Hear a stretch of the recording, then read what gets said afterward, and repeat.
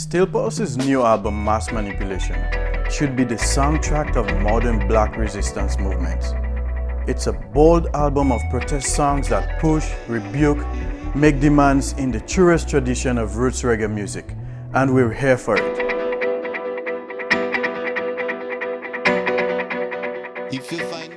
Hello everyone, I'm Gideon St. Helen.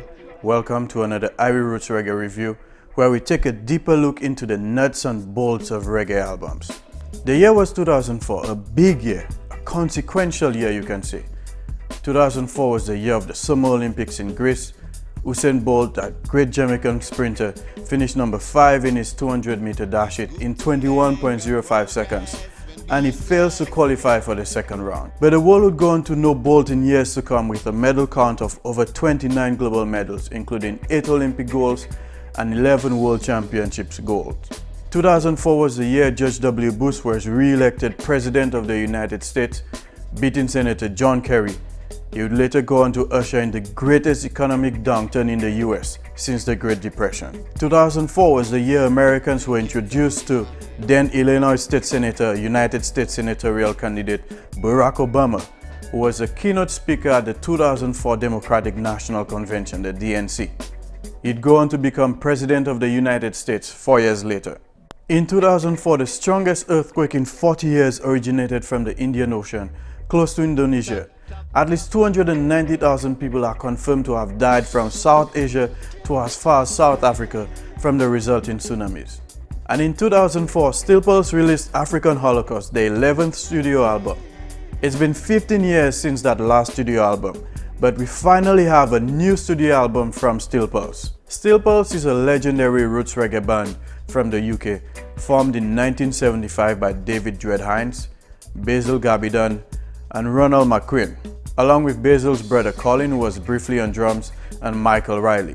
Although the band has 20 or more former members, including musicians and backing vocalists, the core of the band for about 30 plus years has been David Hines on lead vocals and rhythm guitar from 1975 to present, Selwyn Brown on keyboards and backing vocals from 1976 to present, Sidney Mills on keyboards and backing vocals from 1988 to present, and Clifford Pusey, lead guitar from 1989 to present. Other current members include Jerry Johnson on saxophone from 1992 to 1997 and then 2012 to present, Wayne Clark on drums from 2005 to present, Makisha McTaggart on backing vocals from 2005 to present, and Amlak Tafari on bass 2005 to present. Steel Pulse's version of roots reggae music is distinct instrumentally and vocally, with the recognizable melodic voice of David Hines and sophisticated harmonies of the backing vocals. Having the same lead vocalist for over 40 years has contributed to the longevity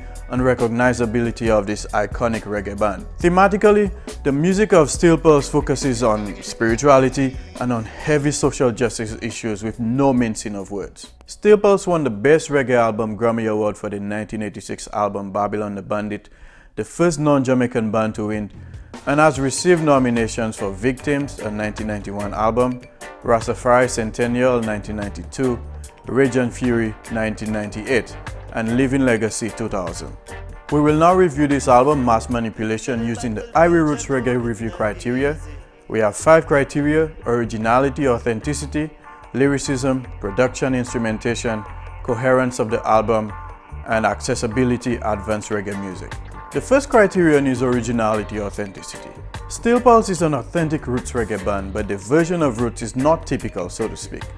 They frequently fuse elements of other musical forms, including pop, in their music. Lyrically, however, they go as hard as any roots reggae band. I read an interesting review of Mass Manipulation on Amazon the other day.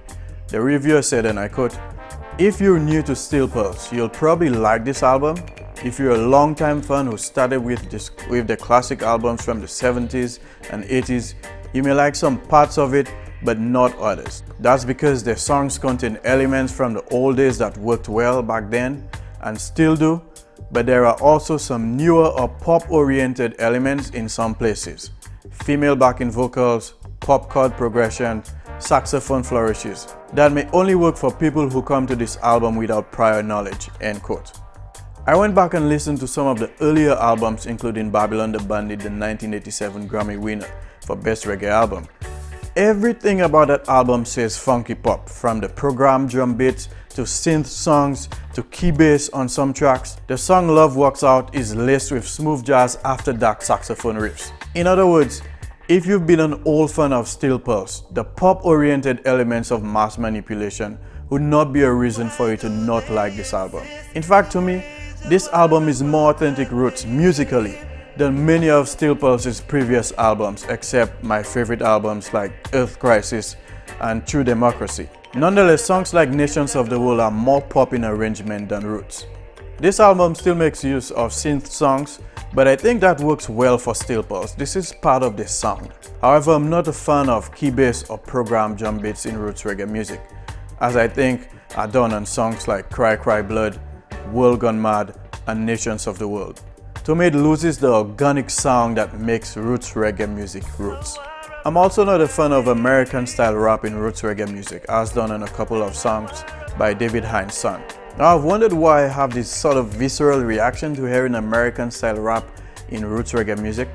I really don't know if there's a rational reason for that. Maybe because it Americanizes the song, and America represents so much of what Roots reggae music chants down. For originality or authenticity, I give this album 8 out of 10. The second criterion is lyricism. As with other Steel Pulse albums, we expect nothing short of excellence here. In keeping with the prior body of work, the lyrics are social justice driven. The album has 17 tracks, but 2 of them are short musical interludes, track 2 and track 9. I've never really understood the need for musical interludes in albums. On the first track, Rise, which begins with a distorted guitar lick that progresses up the guitar's neck, symbolic of our upward progress to me, a wake-up call is given. Time to get up and rise. Time to stand up and rise. The call is specifically to black people. David Hines gives an exhortation to not let those who have fought for us, those who have died before for us, that they die in vain. David Hines traces the contribution of blacks in the US, including building America itself, fighting for America, surviving burning crosses or KKK, overcoming federal policies like redlining that were put in place to restrict the upward mobility of black people. The clarion call is rise, rise, rise.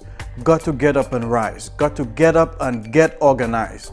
The third track is Stop Your Coming and Come, which is preceded by the instrumental interlude on track number 2. It says, stop your coming and come. And that's a phrase I've heard from my father growing up. It's an exhortation to stop the inaction and instead start doing what you said you'd be doing. The call is to move out of Babylon, the proverbial Babylon, and head to the place of freedom, Lalibela, he says, the African dynasty. He says that it doesn't matter what ideological branch of Rasta you are. Steel Pulse says it's time to stop talking about getting out of Babylon. Just do it now. Stop your coming and come. Track number 4 is Thank the Rebels, and it's an appeal to us to thank the resistors who are fighting for our equal rights, those who are fighting to preserve democracy itself, those with courage and defiance, those whom history will remember, those who fight dictators and capitalist regimes, the freedom fighters, he says. Track number 5 is Justice in Gina. This track is about the 2006 Gina 6 case, a case that sparked protests in Gina, Louisiana and throughout the entire United States. 6 black high school teenagers were convicted for beating a white student from their school, a school with a history of racial animus. The Gina 6 were initially charged with attempted second-degree murder, which sparked protests because people considered the charge excessive and racially discriminatory, since white Gina youth involved in similar incidents were treated more leniently. It's interesting that Steel Pulse sung about this 2006 incident in 2019, suggesting that they've had this song a long time, but never released it. The song comes across as a decade too late. Unfortunately, it is still relevant in 2019 because instead of getting better, race relations in America seems to be deteriorating. Track number 6 is a heavy tune about human trafficking.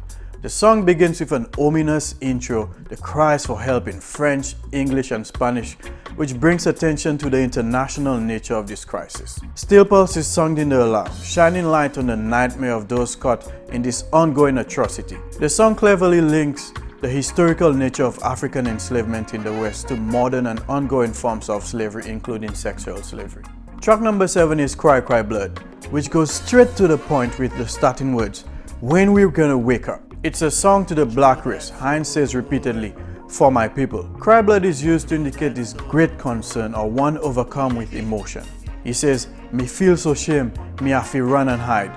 Me step aside and have to weep and moan. The video for this song said it's based on events that took place at Pinnacle, that's a Rasta community established in the 1940s, that was subsequently attacked by police. The intense foreboding suggested that crying blood is over violence against each other, including police violence against Rastas. Often violence over insignificant things. Hines says, what make we love to kill our own black man? We call it self-inflicted genocide. He says, a simple thing to make them jump and back. Hines cautions that the violence against each other is part of a larger plan. He says, this year plan is to divide and rule. At the end, we the people lose. He urges us to wake up, shake up, kiss up, and make up as a people, and fulfill the prophecy that it says we would rise again. Track number 8 is Don't Shoot, which begins with I'm choking, I can breathe, and should I run away, should I run away.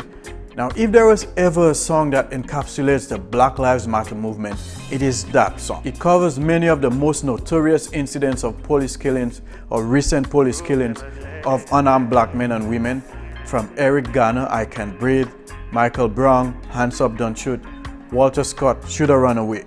It covers the fears of mothers of black boys as they become men, the fear that they will be perceived as dangerous and killed by the police. Hines ends the song by asking this question, is it because I'm nappy why he is trigger happy? Track number 9, Trinkets and Beads, is another instrumental interlude done in what feels like some form of Middle Eastern music. Track number 10 is No Satan Side, which is probably my favorite on the album. I really like the Arabic guitar licks in the intro of this song. The song calls on Rastas to play a pivotal role in stopping the rape of Africa's wealth by Western powers and corrupt African leaders. The call is to take up a spiritual stand since the fight is not one of physical weapons. He says it's gonna be Rasta to stop the rape of Africa. Track number 11 is Natty.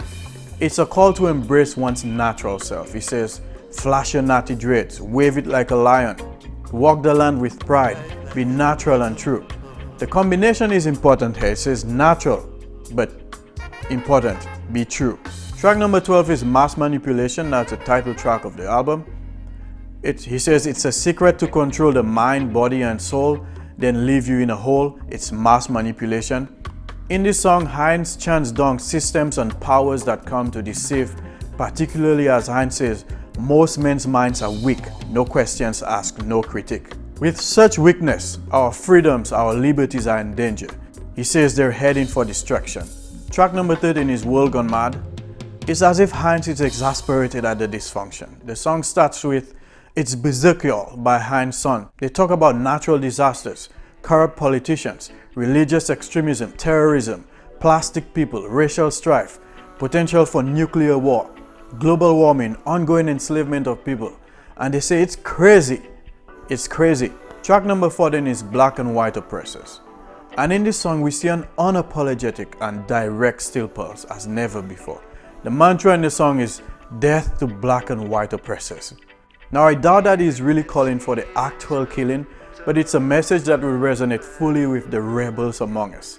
This song has a Bob Marley vibe, particularly on the bridge. Track number 15 is The Final Call. The song is a final call, as the name says, because the ushering in of Jah's eternal kingdom and Babylon's destruction are imminent. It says, when Jah kingdom come, Babylon, your throne burn down. Some may note that this is one of few Steel Pearl songs with a prominent female voice. Track number 16 is Higher Love, and it's a really well done version of Steve Winwood's 80s hit. The song features Hines' son rapping again. The final track, number 17, is Nations of the World, and after identifying a myriad of problems, even to the point of saying the world's gone mad, Hines is calling for unity across nations. Now, calling for unity across nations and people is a core element of roots reggae music. Some may say it's a naive call because unity is so out of reach, but Hines says, give me one good reason we can't get along. Truly, there is really no good reason, and we should strive for the ideal. This is a perfect way to end this album, which covered many dark topics. All in all, it's a lyrically bold album, much like previous Steel Pulse albums. We give a straight 10 out of 10 for lyricism. The next criterion is production instrumentation, and this is a well-produced and well-recorded album. Even though the lyrics cover dark topics, instrumentally, the album is bouncy and groovy, which allows you to jam while you internalize some really hard truths. I really love the guitar riffs in many of the songs, including Human Trafficking and No Satan Side. I also love the harmonies of the background vocals that are typical of Steel Pulse albums. As I said before, use of what songs like the key bass and programmed drum beats and some of the songs take away from the authenticity of the roots reggae music. I think the album lacks the fat bottom, the deep lows that I love about roots reggae music. For production, instrumentation, I give it 8 out of 10. The next criterion is coherence of the album. Steel Pulse knows how to put an album together better than most other reggae artists or reggae bands. They've interlaced spiritual, political, and social justice themes seamlessly in this album, and we give it a straight 10 out of 10.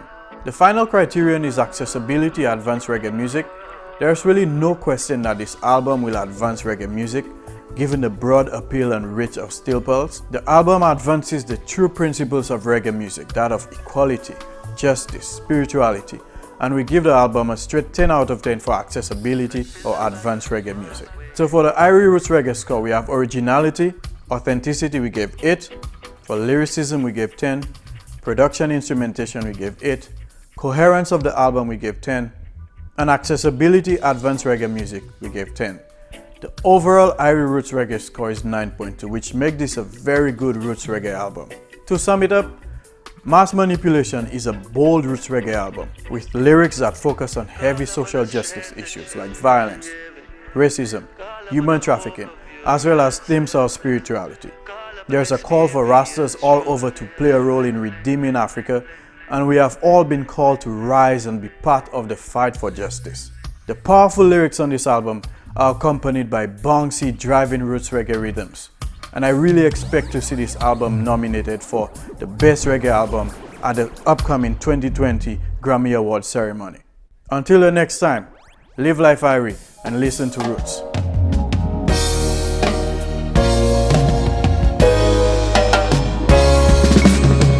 Say a prayer for the youth them, cause it's not easy down the lane.